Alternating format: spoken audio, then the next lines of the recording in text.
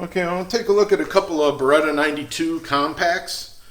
On the right here is the Wilson Combat 92 compact carry. This gun is not currently in production, but there are still some out there on the used market that you might find once in a while. Some people want kind of a high price for them because they only made them for like a year, but they are still out there. And this one on the left is the Langdon Tactical 92 compact. So both guns are Beretta 92 compacts. You can see some subtle differences here, so we'll just start right here in the front.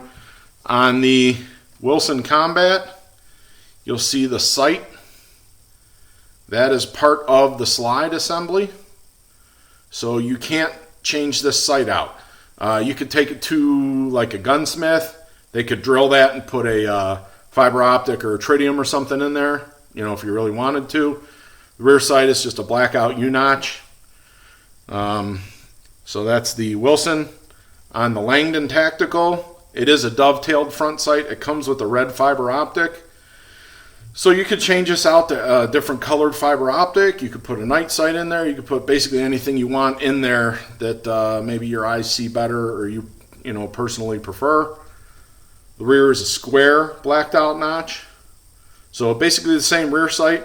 The difference obviously is that this Langdon Tactical, you can change the front sight out if you work on your guns at home easily, or you can take the gunsmith obviously and have them do it.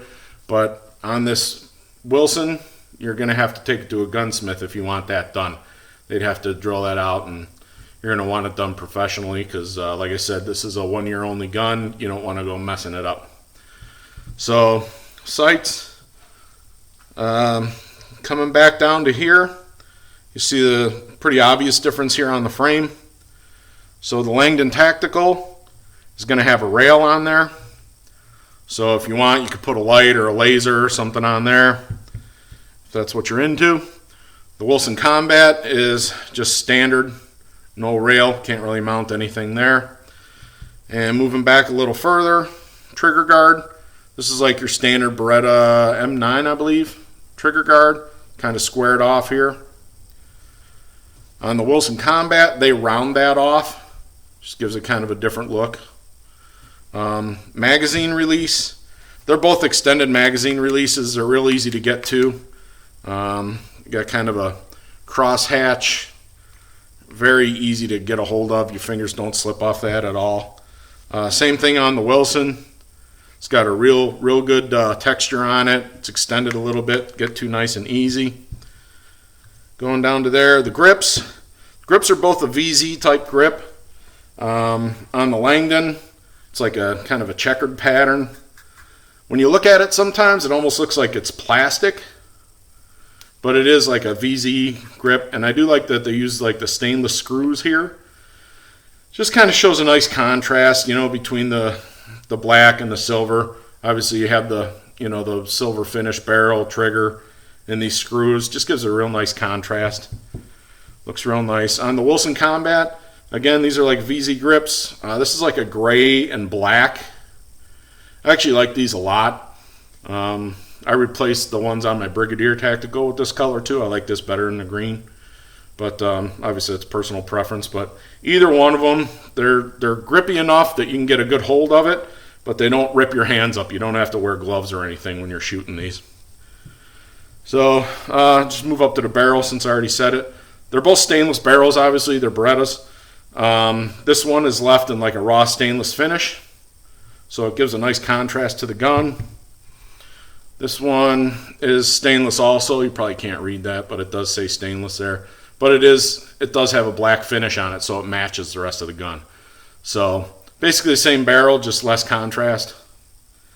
And then coming back to the G, what makes it a G model? So on these Beretta 92s, they're a double action, single action gun. So when the hammer is back like this, it's single action. To carry it, you're going to want to decock it. Now on a standard Beretta, when you do this, that little button will stay down like this, and that's how you'd carry it. It's in double action with the safety on. And when you're ready to shoot, you take your thumb and you flip it up there. So it's similar to like dropping a 1911 safety, but it's on the slide. So you just kind of flip that, it goes up, and then you're ready to shoot in double action. But on these, like I said, it's a G model. So when you flip that down, it automatically flips back up, and now you're in double action mode. There is no safety.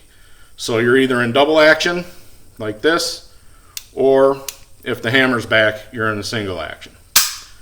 So the G is, I believe it was some sort of French word.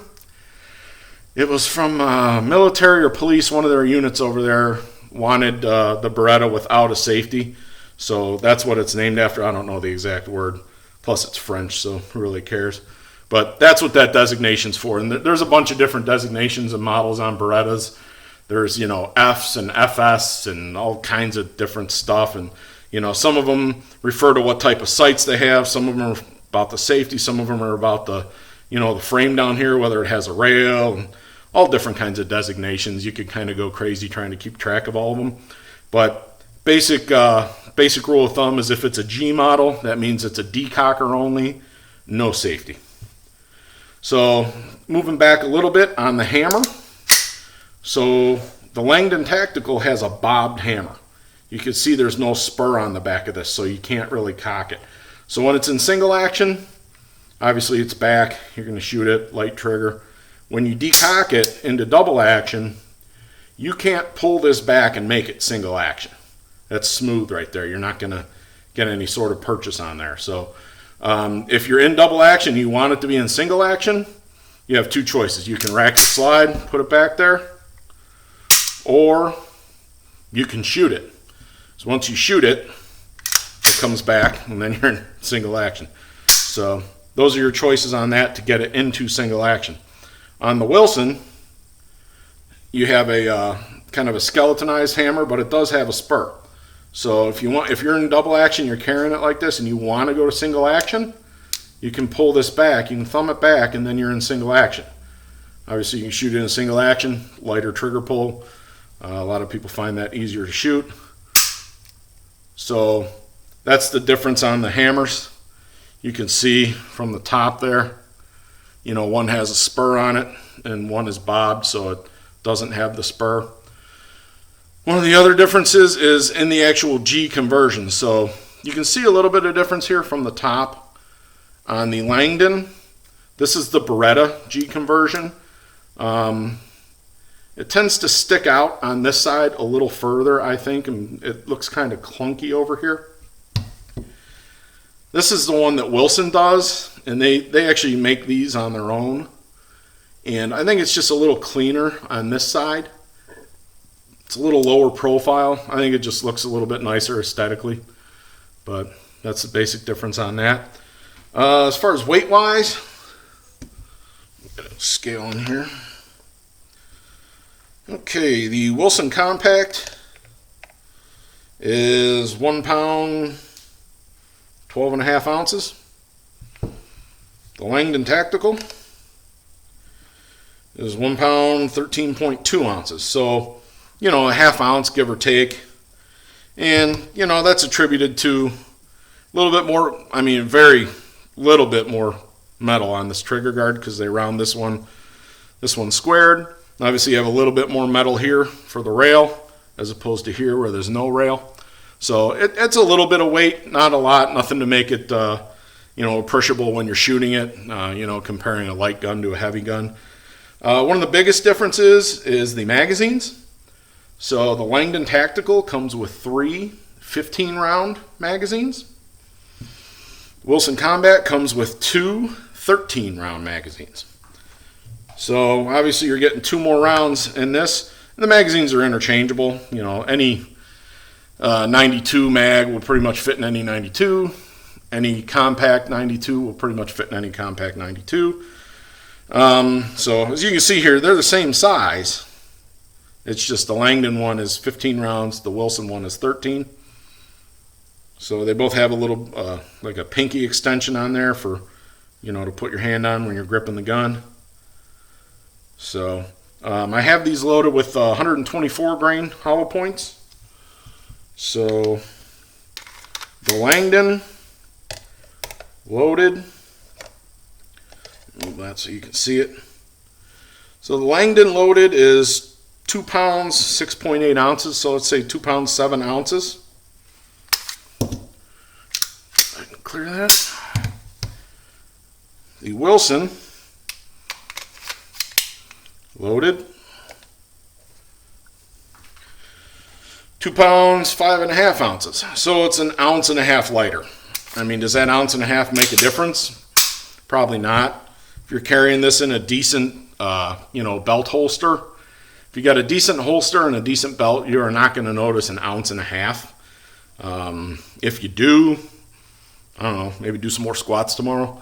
But I mean, 1.5 ounces really isn't much difference, and that's, like I said, attributed to, you got a rail here, a little bit. I mean, that's a very little bit of difference here in metal, and then 2 more rounds in the Langdon compared to the Wilson. So that's gonna be what accounts for your, 1.5 ounces difference. One other thing that's a little bit different is on the bottom here. You see on the Langdon Tactical, where this spring goes back in here, there's just a plug that's flat right there. On the Wilson, they have a lanyard loop. So if you're carrying this for some sort of work purpose, military, law enforcement, whatever, a lot of guys will put a lanyard on here to kind of tether their gun to them, just in case they were to lose it or get into a little bit of a tussle. So that's another difference there. But other than that, I mean, they're basically a very similar gun. They both have good checkering on the front, so you can get a good grip on them. They both have nice checkering on the back. Like I said, the grips are good on both of them. They're very similar grips. They look different, but they feel very similar in the hand. One other difference is up front. You'll see the Langdon has front serrations. No serrations on the Wilson. Front serrations on the Langdon. So if you're a press check guy, you can press check your gun and make sure there's a round in there. But other than that, like I said, they're very similar guns. 92 compact's a 92 compact. Difference is these are a little bit higher level than your standard Beretta 92 compact.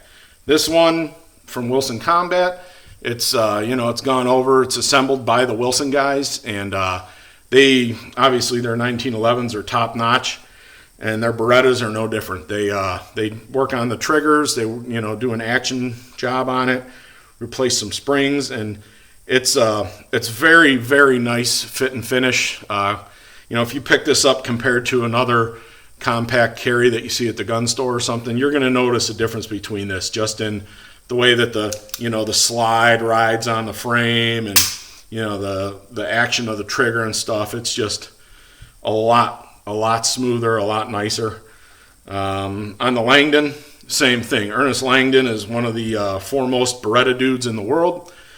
He knows these guns inside and out, and he knows how to make them run and make them work really, really nice. So, same thing with this. Obviously, when you bring that back, I mean, it's just smooth. You can feel the, tighter tolerances than a normal gun. Trigger's very smooth. I don't think you're going to notice a difference in the triggers unless you are a professional super duper shooter guy. I don't notice any difference as far as shooting them. And like I said, they both basically have the same barrel and everything, so accuracy and stuff is going to be very similar in both of them. The main difference is you're looking at 13 rounds in this guy, 15 in this from the factory. Obviously, you could put this 15-round magazine in here if that's how you wanted to carry it. But as far as how they come, you got 13 and 15. Couple cosmetic differences. And then the biggest difference is that they are not making this gun right now. So maybe in the future they'll start again. But you might find some of these out in the wild once in a while. But some people are kind of hanging on to them, thinking they're going to be like a collector's type item. And they don't really want to get rid of them unless it's for a little bit more than they're probably worth.